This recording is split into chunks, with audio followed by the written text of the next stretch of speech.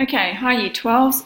I'm going to take you through an essay plan for the essay question that we've been working on and talking about in class, our comparative essay on Stasiland and 1984. So the essay question is this one here. How do Orwell and Funder explore resistance to the totalitarian regimes in 1984 and Stasiland? So the aim of this screencast is to take you through a really simple, straightforward essay plan approach to this question. Okay, so the first thing I'm going to do is we're going to have a look at the criteria associated with Unit 4, this outcome, and then I'm going to show you a plan that I've put together which looks something like that. And then from that plan, I'm going to move to a focus on some possible topic sentences and comparative focuses for both texts. Right, so to begin with, we'll have a look at the criteria and we'll see what it says about this outcome. So the first criteria box refers to a sophisticated understanding of the text and how they convey ideas, issues and themes from different perspectives. So you're going to have to really look here at ideas, issues and themes. And we're also looking at different perspectives.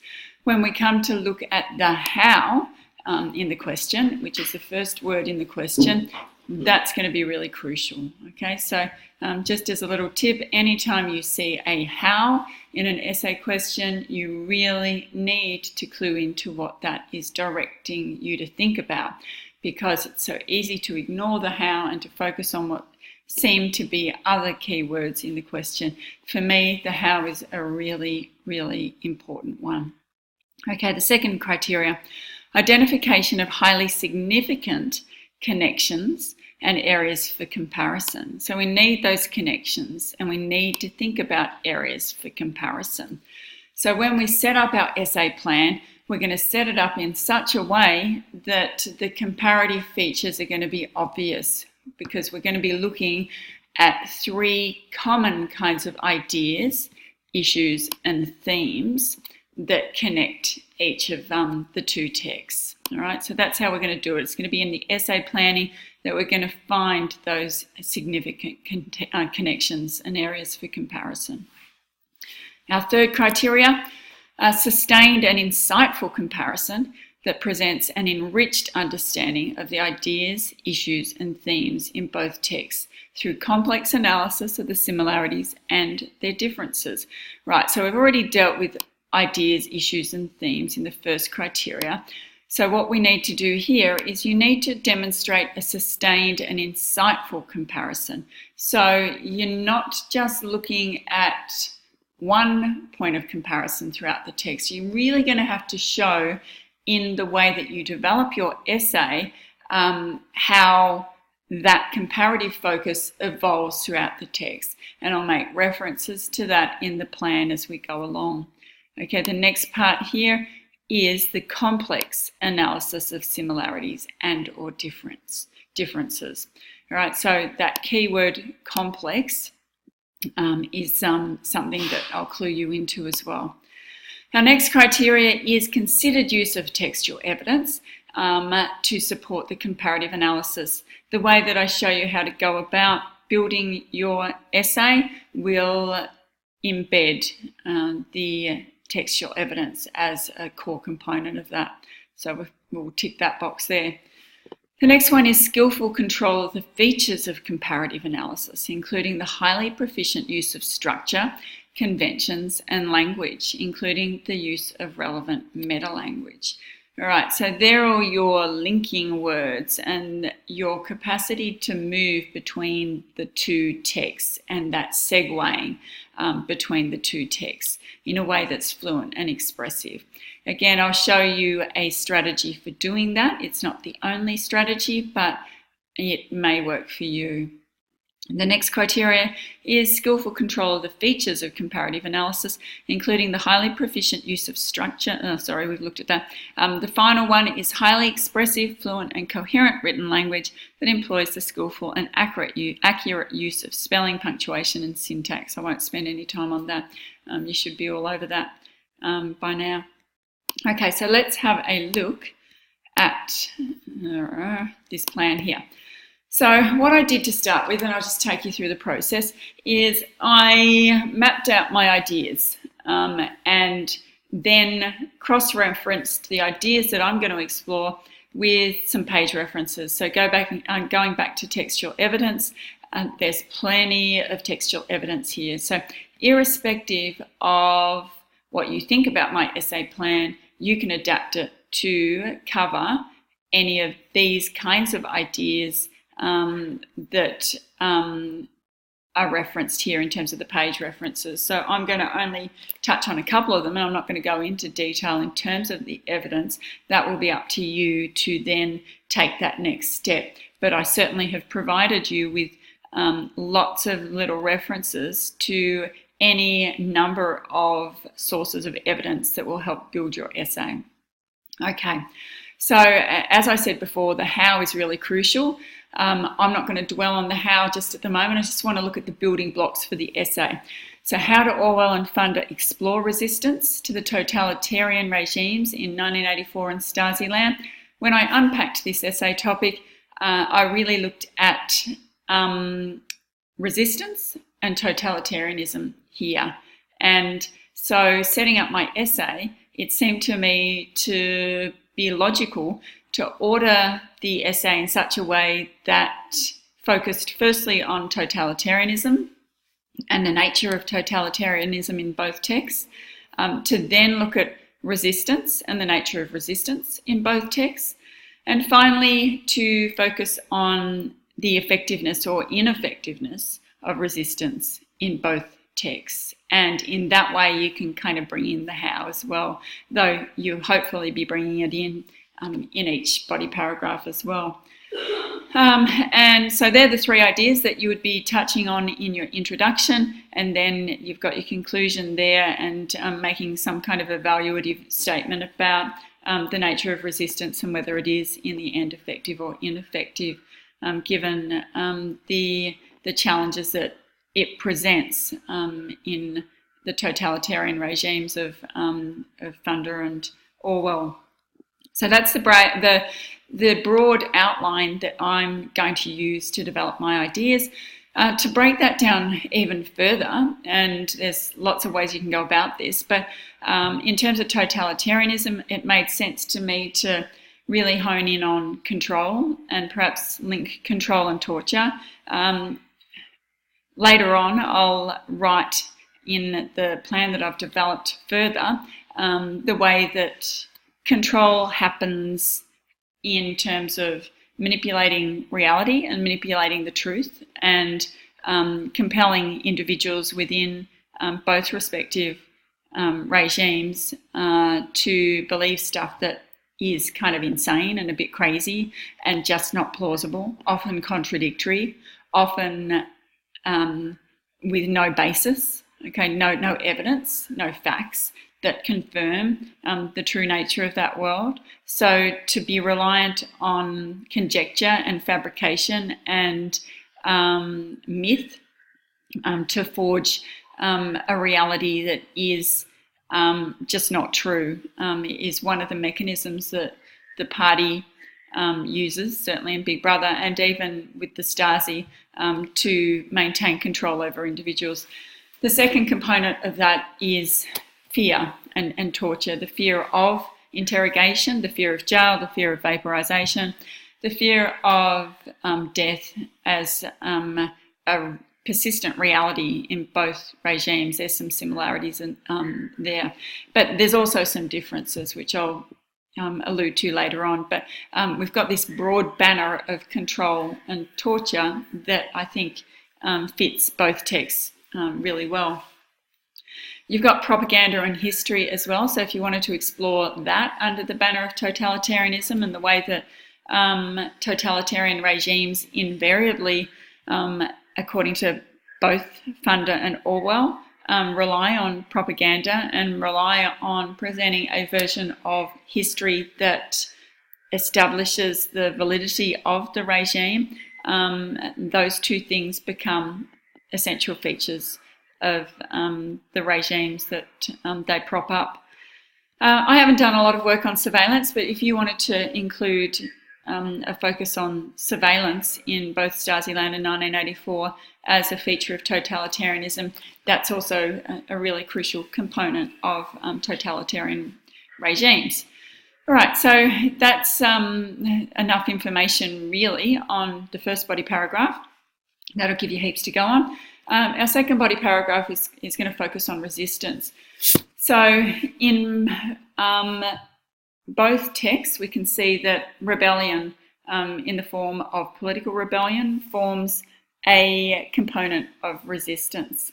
So in 1984, I've made references to Winston's gradual enlightenment and his awakening.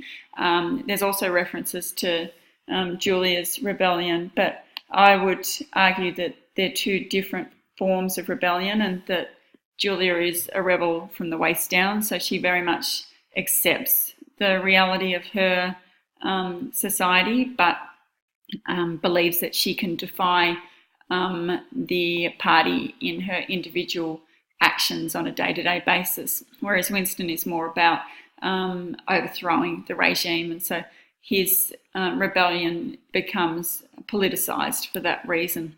In Stasiland, we've got lots of personal histories, and we know that that's how Funder sets up her investigation of the GDR is through a series of vignettes, a series of stories that are chapter-based about individuals who resist the regime as well as those who reinforce it, so victims and the persecutors. So in terms of rebellion, often it doesn't manifest itself as particularly political in Stasiland, but is far more personal. So in many instances, we see that rebellion is an act of love. It becomes a way of defending loved ones and defending individual liberty and pledging allegiance to those that individuals love. So we've got the example of Miriam, for example, and Julia Berend, and later on we've got Frau Paul too, who acts not so much out of a desire to change the system and to politically agitate, but because she believes in what she's doing, that it's the right thing to do. So it's about humanity and her belief in doing what's the right thing according to her conscience. So there's lots of things that you can say about resistance there. And I've already just alluded to the differences in the way in which both texts deal with rebellion and the nature of rebellion. We've also got rebellion against the truth, I think, is a big one in terms of rejecting the propaganda, the control mechanisms that exist to attempt people to believe in stuff that's insane and crazy. In 1984, we get that very much so with Winston and his insistence that 2 + 2 = 4, and that's a constant kind of motif throughout the text, that 2 + 2 does equal 4 and not 5, in accordance with Big Brother's view of doublethink and its attempt to manipulate the mind to believe in contradictory and opposing ideas that are really challenging for an individual who has faith and has a belief that what they see, what they hear, what they feel, what their sensory experiences and what their intellectual experiences are informs them of the truth that they know in their own mind. So Big Brother's attempt to challenge individuals' capacity to believe in what they see and what they hear and what they feel is the most crucial component to it winning control of everybody. And later on we'll see that Winston is the last man. He encapsulates the spirit of man, because right until the end he refuses to believe that 2 + 2 = 5, even when in room 101, or when he's being interrogated by O'Brien, O'Brien attempts to deceive him that this is in fact the case.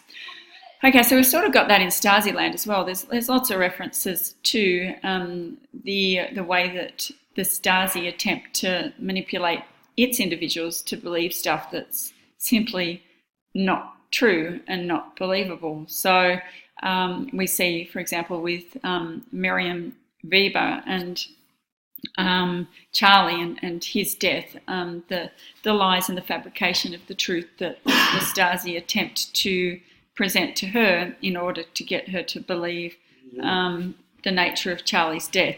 There's countless examples. I probably haven't listed as many as what I should have, but that will be something for you to go on with.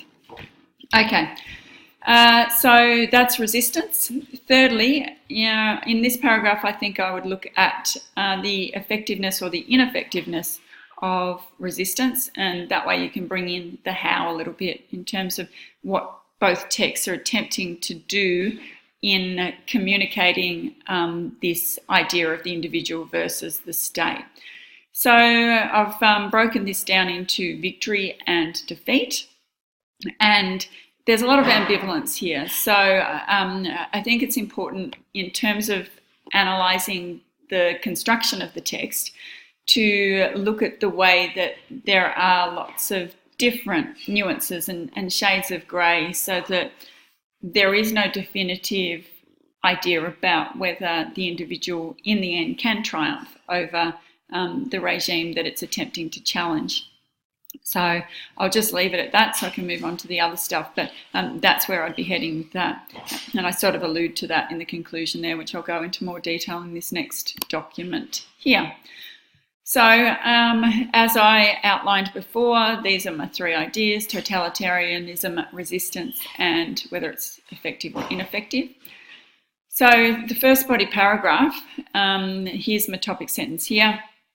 And this is probably the most straightforward approach that you can get to this type of question. So this is going to be the most basic building block for you. So if you're really struggling with this task, hopefully this will provide some kind of framework for you that's really easy and straightforward to follow.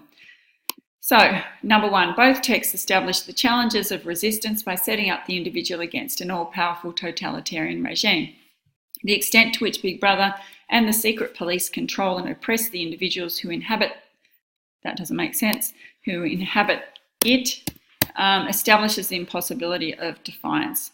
Control is perfected in 1984 through manipulation of reality and the truth. Secondly, control is reinforced through fear. Okay. So here you can see that going back to that other essay plan, that really the focus is on control and torture, control and fear. So that's what I'm going to be basing this essay on in terms of the first body paragraph. So just hang on. Okay, so just fix that little bit up there.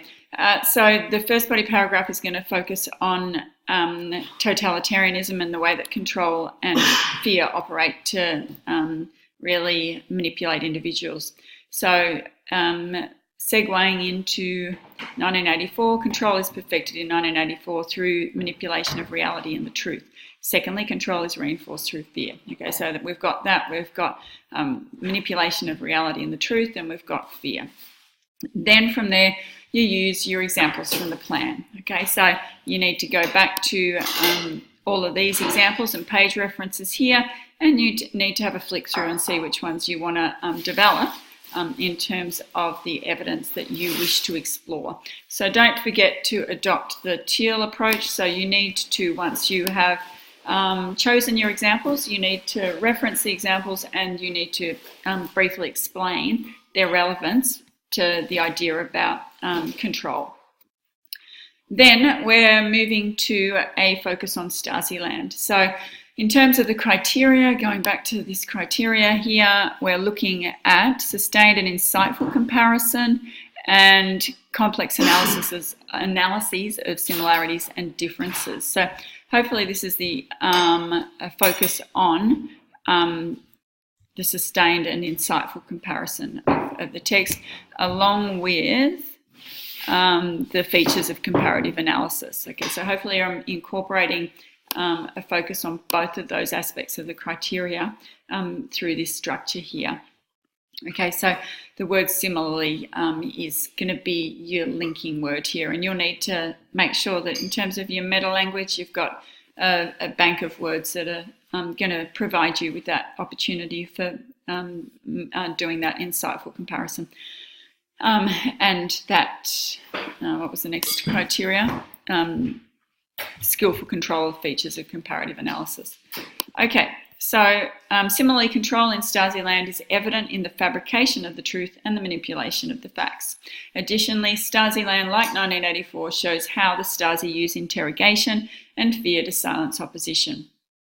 Okay, so in this paragraph here, I've really focused on similarities between the two texts. So just note that you're required to look at similarities and differences.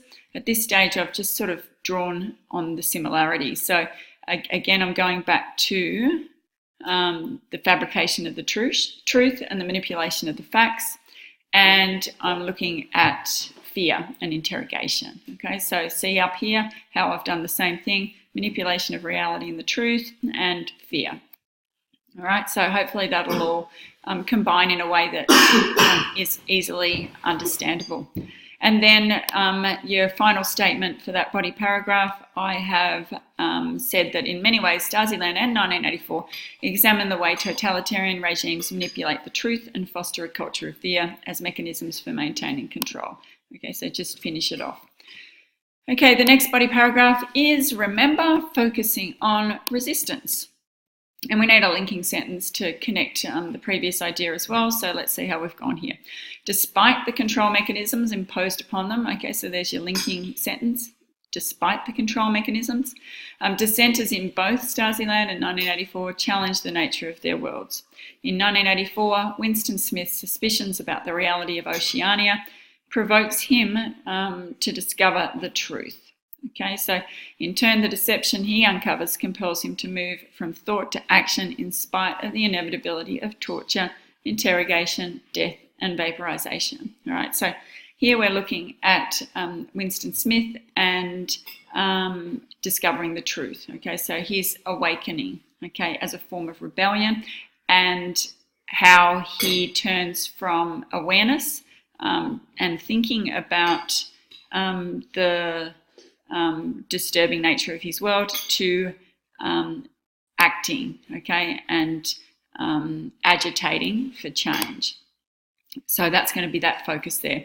You'll need to look at your examples from the plan, okay, and they'll be all evident here to further develop that idea there. All right, so then where do we go with Stasiland? Conversely, there's your linking word. Dissenters in Funder's narrative do not come to question the nature of their reality, but never fully believe in the insanity of the GDR. All right, so there's a difference in the way that the two texts operate. So my argument is that Winston becomes aware of the nature of his world. He's 39 when that happens. For those victims of the GDR who defy it, they are always suspicious of the nature of that reality. So there's a point of difference there. So through humour and irony, Funder documents acts of rebellion in a way that is quite different from Winston's gradual enlightenment.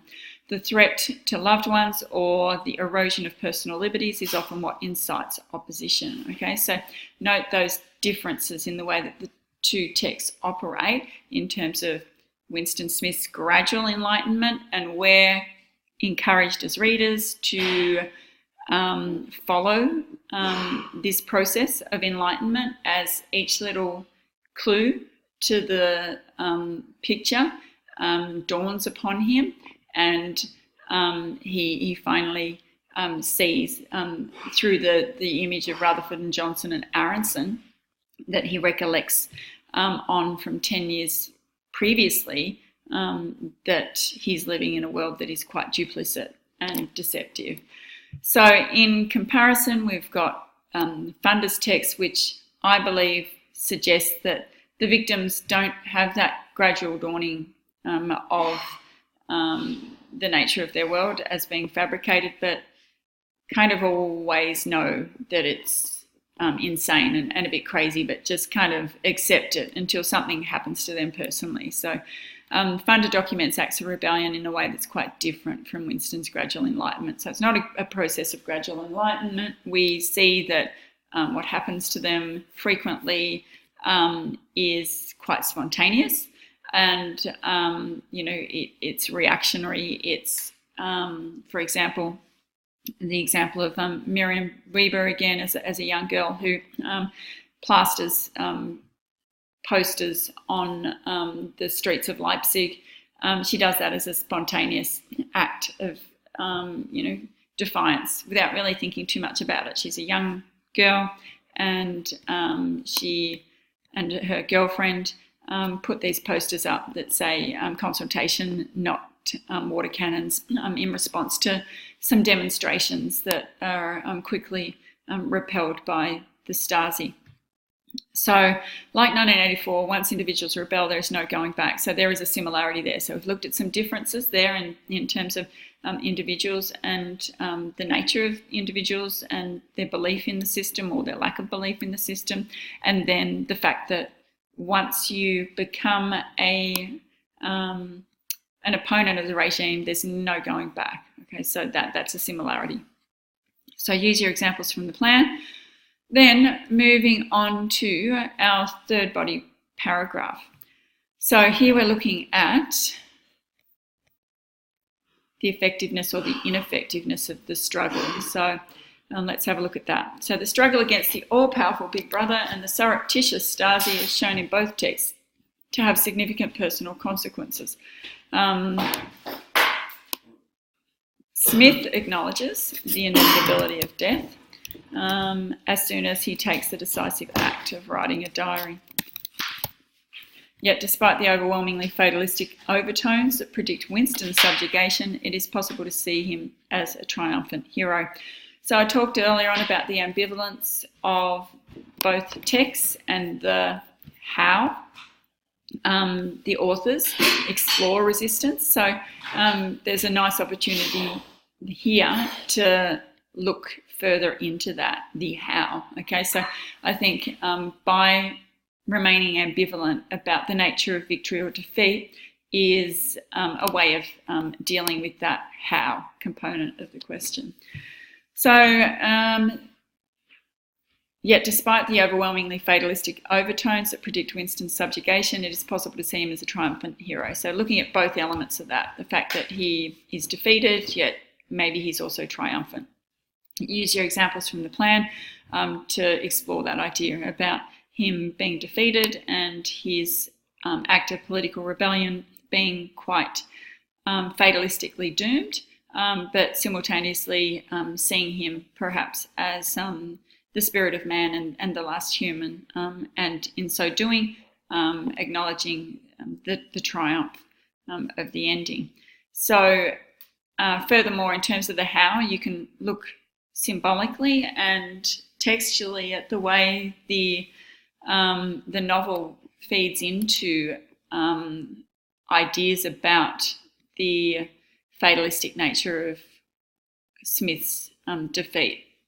So there's plenty of allusions to that in terms of Smith acknowledging the decisive act of writing a diary is doomed and that he will be vaporized. We've got, the vaporization of Syme. We've got the references to Rutherford, Aronson and Johnson playing chess in the Chestnut Tree Cafe, and later on, of course, we get Winston doing the same thing, and we see that he becomes an embodiment of them. So he is in many ways controlled in terms of his mind, he has become brainwashed, as these other opposition forces similarly become brainwashed by Big Brother and by O'Brien. You've got references to playing chess as well. You've got references to the music, that little refrain that exists throughout the story about the chestnut tree and being betrayed. So Julia and Winston betraying one another. You'll see that there are those kinds of little clues throughout the text that allude to the fatalistic inevitability of Winston Smith's betrayal. So you can refer to those in terms of the how. Let's have a look now at Funda and see what she does in terms of suggestions about victory or defeat and the how. So like Orwell's ominously dystopian fable, Funda's journalistic observations are imbued with a sense of fatalistic defeatism in spite of the historical references to the regime's demise. The retrospective distancing of Funda's interviews, which conclude in 2000, some 10 years post the fall of the GDR, does little to assuage readers. The testimonials of her victims do not connote victory, but rather bear traces of the haunting legacy of a regime which has irreparably damaged its citizens. This is hardly surprising, given that the people were the enemy. I might just get rid of that last statement. I'm not sure about that. I wanted to really explore the way that the text establishes the people, ironically, as the enemy, and I was interested in looking at the irony in general and the humour that Funda uses throughout her text to shape her observations. But going back to this idea here, the fatalistic defeatism, I think, is quite interesting because you would suspect that there should be some kind of sense of triumph in terms of the tone, given that the defeat of the regime is obvious and that historically the evidence suggests that totalitarianism doesn't and can't prevail. And yet, in spite of that, I think what we have in the tone of the interviews that are conducted is a sense of ambiguity about this. There isn't the triumphant testimonial that you would suspect in such stories, but there's a sense of there being this residual psychological damage that continues to impact on the people of the GDR. And you can look at the way that the story is also shaped around Miriam and the book ending of her story at the beginning and the end. There's lots and lots of examples if you go back here to Frau Paul and that whole sense of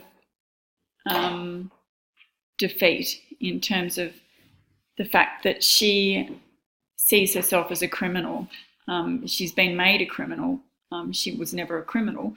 And yet, because of the fact that she was imprisoned and tortured and interrogated by the GDR, and because she was charged with charges that she doesn't even really know what they were, she becomes somehow a kind of criminal, which is a really difficult thing for her to reconcile. There's also the problem in terms of her relationship with her son, and she cries a lot. There's lots of tears. There's lots of confusion that she feels about her past. Memory is also impaired in many ways in terms of how she remembers things. So we can see from her example that the way that Funda presents the stories of these very courageous and brave individuals is not always clear cut. Okay, so despite their courage, despite their heroism, there isn't a sense of them being victorious particularly. Okay, so that's the third paragraph. use your examples from the plan again to supplement and support the development of that paragraph there. So I've just written a conclusion because I just wanted to wrap it up in a way that demonstrated where I was going with this. Now, Winston's betrayal of Julia suggests that the psychological and interrogative tactics of Big Brother are uncontestable. As the embodiment of the human spirit Winston is, according to O'Brien, the last man, his capitulation hints at the triumph of Big Brother, a prediction which is ominously foretold and hinted at throughout the text. But such an assessment omits the possibility of independent thought persisting in spite of the brainwashing that seemingly compels Winston to embrace doublethink. Just as ambivalently, Stasiland problematizes individual resistance in a way that demonstrates that in spite of its historical defeat, the wall in the head that persists symbolically for those who dared defy it remains as a terrifying possibility. Okay, so I just wanted to finish with that ambivalence, to go back to the how. But I also wanted to show that whilst the conclusion to 1984 hints at Winston's capitulation, there is another interpretation. So you'd need to explore that in the body of your essay if that's something you believe in, but the possibility of independent thought persisting is something that I'm really interested in exploring, just as a way of being a little bit more hopeful and optimistic about resistance in the text. There's an article on that. You'll see that in the Google Classroom, a Sydney Morning Herald link to the idea that perhaps in the second edition of the text that was published in the 1940s and that was the predominant version of the text that was around for quite some time, Orwell actually in his editing erased the 5 from 2 plus 2 as Winston sits at the Chestnut Tree Cafe and writes on the table 2 plus 2 equals. So the suggestion is that there was a blank space there, and that in subsequent editions there was a literary expert who ended up putting the 5 back in. So it could be argued that independent thought persists in spite of the fact that Winston, for all intents and purposes, seems to have betrayed Julia and professes his love for Big Brother. Okay, so I want to explore that idea a little bit further in there as well. Okay, so that'll keep you going. Please have a go at writing an essay. Hopefully this is of some benefit and value to you. I will catch you on Tuesday.